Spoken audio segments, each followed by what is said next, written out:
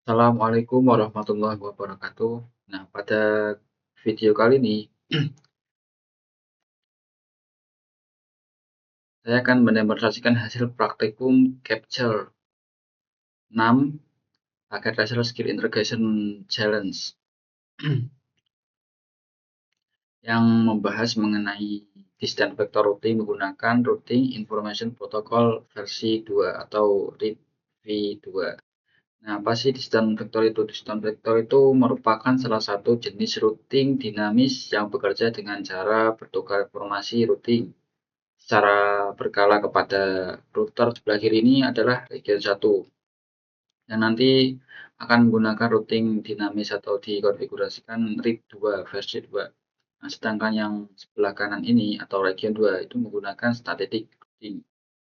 Nah, nantinya kedua region ini akan dihubungkan melalui dua router, yang router ISPR1 dan ISPR2 ini, untuk menggunakan static routing dengan seluruh jaringan yang bisa saling berkomunikasi. Untuk region pertama nanti itu akan menggunakan IP utama yaitu 10.1.0.0.16.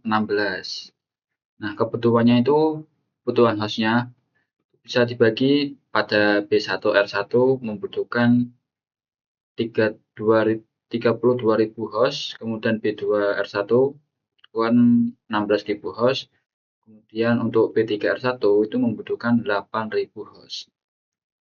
Nah, karena menggunakan VLSM, maka subnet dibuat berdasarkan kebutuhan host dari yang terbesar hingga terkecil.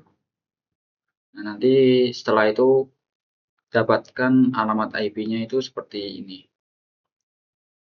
Nah, untuk B1R1-nya itu dapatkan prefix-nya itu /19 dan jadi nanti dapat 4 subnet ini yang kita gunakan. Kemudian yang B2R1 juga prefix-nya dapat /20 dan dapat subnetnya 4 juga ini, dan juga B3R1 dapat prefix 21. Nanti IP-nya juga ini.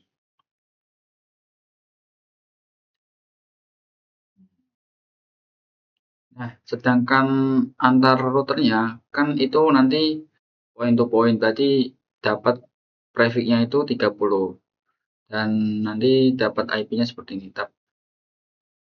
Untuk router itu disediakan IP untuk region 1 itu 10, 1, 255, 240/28.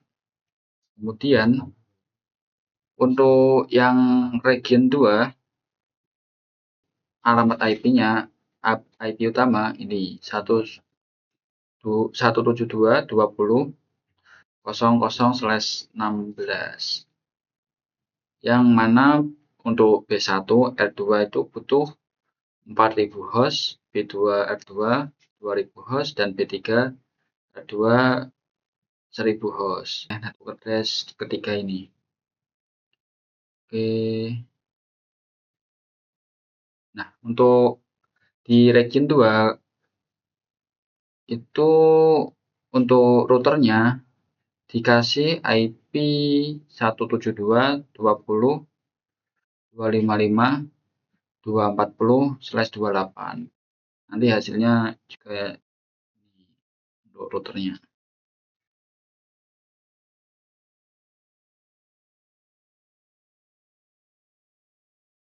Nah, begitu untuk penghitungan subnettingnya. Selanjutnya untuk task kedua itu disuruh membuat basic konfigurasinya. Nah, pada task 2 ini saya melakukan basic konfigurasi pada seluruh router berdasarkan tabel VLSM yang telah dibuat pada task 1 atau perhitungan di Excel-nya tadi. Nah, untuk konfigurasinya saya buat dulu di Notepad agar memudahkan nantinya bisa langsung kopas ke setiap perangkatnya. Nah, konfigurasi pertama itu yang saya lakukan mengubah hostname setiap router agar sesuai dengan topologinya. Nah, oke, kemudian di sini untuk setiap routernya saya memberikan enable secret dengan password class sebagai pengaman saat masuk ke mode privilege access. Saya juga mengkonfigurasikan password konsol dan VTY-nya itu Cisco. Nah, agar akses melalui konsol maupun telnet itu bisa lebih aman. Nah, selanjutnya pada saya yang berperan sebagai DJE, saya menambahkan perintah log read. Semisal di sini itu sebagai DJE-nya itu R1 dan R2. Seperti ini, saya menambahkan log read 64.000 sesuai dengan instruksinya.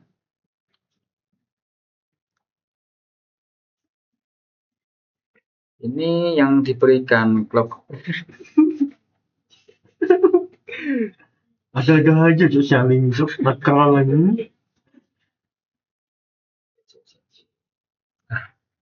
Nah, yang diberikan untuk router yang diberikan clock rate ini itu yang routernya itu yang bertugas sebagai serial utama yang itu sebagai layanan utama agar komunikasi serial itu dapat berjalan dengan baik. Kita akan coba lihat untuk task ketiga itu konfigurasi static root di ISP routernya yang ini berarti ISP R1 dan ISP R2 ini. Tujuan konfigurasi ini yaitu agar ISP R1 itu mengetahui jalur menuju ISP atau menuju region 2 dan ISP2 mengetahui jalur menuju ke region 1. Nah, untuk konfigurasi ISP R1-nya itu saya menambahkan static route yang mengarah atau menuju jaringan beralamatan IP route ini 10.1.00 dan 172.20.00. Kemudian pada ISP R2-nya kita juga menambah static route menuju ke dua jaringan tersebut.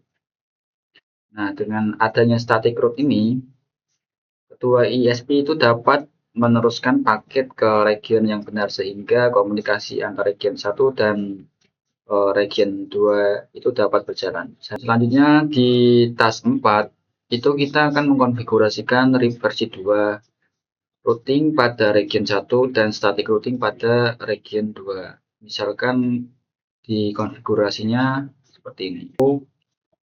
Kita menambahkan versi 2 dan no auto summary seperti ini.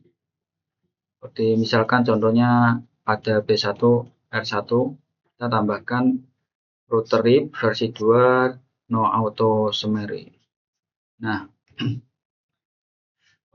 perintah versi 2 ini digunakan untuk mengaktifkan RIP versi 2 yang sudah mendukung pengiriman subnet mask sehingga dapat digunakan pada jaringan VLSM. Kemudian sedangkan no auto summary ini digunakan agar router tidak melakukan summarization secara otomatis karena pada praktikum ini gunakan VLSM. Setiap subnet itu memiliki ukuran yang berbeda sehingga auto summary harus dinonaktifkan agar seluruh subnet itu tetap bisa dikenali. Untuk step 2-nya kita konfigurasi static routing pada region 2. Untuk region 2 ini berbeda dengan region 1 yang mana R2 ini tidak menggunakan routing dinamis. Seluruh router itu menggunakan static routing. Router R2 misalnya router R2 memiliki 3 static route menuju masing-masing branch router serta 1 default route menuju ISP. Memiliki beberapa IP route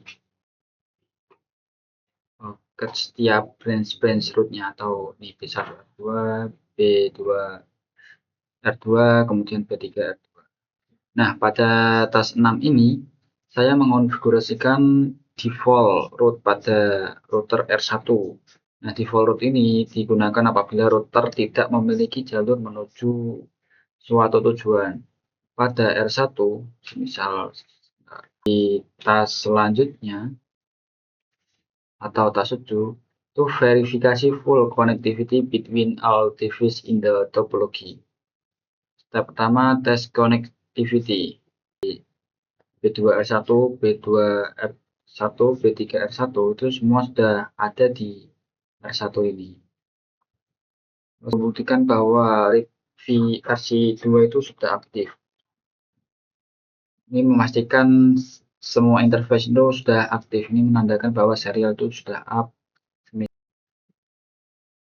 Kemudian untuk di R2-nya, saya akan coba jalankan perintah. Perintah ini pada R2 ini itu akan menunjukkan static route menuju seluruh branch region 2 serta default route menuju ke ISP. Kita coba sekali lagi biar 100%. Nah, ini semisal ada apabila ping pertama muncul titik tanda seru itu terkadang mengalami timeout karena router masih melakukan proses ARP atau Address Resolution Protocol untuk mengetahui alamat MAC perangkat tujuan. Nah, setelah proses ARP selesai, paket-paket berikutnya itu berhasil dikirim sehingga konektivitas jaringan tetap dinyatakan normal. Berarti untuk pengujian atau keterhubungan dari jaringan atau router R1 ke router region 1 dan region 2, atau kita tadi sudah mengetes ke web server 1 dan web server 2, semuanya sudah berhasil. Setelah saya sudah berhasil melakukan pengujian untuk semua routernya, sini saya coba cek result, tetapi tidak berhasil kompletennya itu mencapai 100%. Hanya saja di sini saya mendapatkan 91%. Dan namun masih ada beberapa indikator yang belum dinyatakan benar, yaitu bagian passive interface yang B1R1, kemudian B2R1, kemudian B3R1 dan passive interface R1 ini. Untuk mengatasi ini, saya sudah coba melakukan konfigurasi passive interface itu secara manual pada setiap interface lainnya. Kemudian gunakan passive interface default, kemudian mengaktifkan kembali interface serial menggunakan no passive interface. Tapi itu juga tidak berhasil juga. Kita sudah menghapus dan membuat ulang konfigurasi ISP-nya, tapi juga tidak berhasil, masih sama, masih incorrect pada passive interface-nya. Dari sini dapat disimpulkan bahwa fungsi jaringan sebenarnya itu telah berjalan dengan baik. Kemungkinan penyebab indikator masih salah pada passive internet itu karena mungkin dari file PK-nya itu menggunakan sistem penilaian otomatis yang membandingkan konfigurasi dengan template tertentu. Nah, sehingga meskipun jaringan telah berfungsi dengan benar, format konfigurasi passive interface yang digunakan masih belum sepenuhnya sesuai dengan template penilaiannya. Nah, mungkin itu saja hasil konfigurasi dari distant vector ini atau RIP versi 2 ini. Sekian, wassalamualaikum warahmatullahi wabarakatuh.